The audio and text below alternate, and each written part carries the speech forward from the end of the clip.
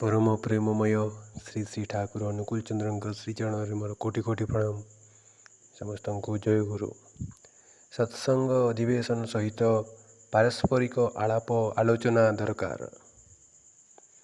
श्री श्री ठाकुर सत्संग अधिवेशन गुड़िक जदि निर्मित हुए एवं सेठारे पारस्परिक आलाप आलोचना हुए ताहेले तार भीतर दे अनेकटा संचारित हो पारे। एक तरफा कहवा ठारू घरुआ भावे प्रश्नोत्तर और समवेत आलाप आलोचना हुए सही भल।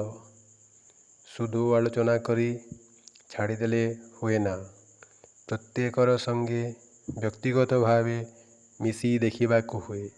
करणीय गुड़िक से केतेकी करबाकू अभ्यस्त होइछि।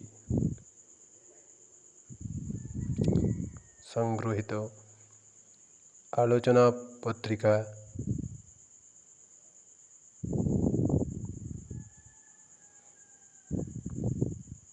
जय गुरु।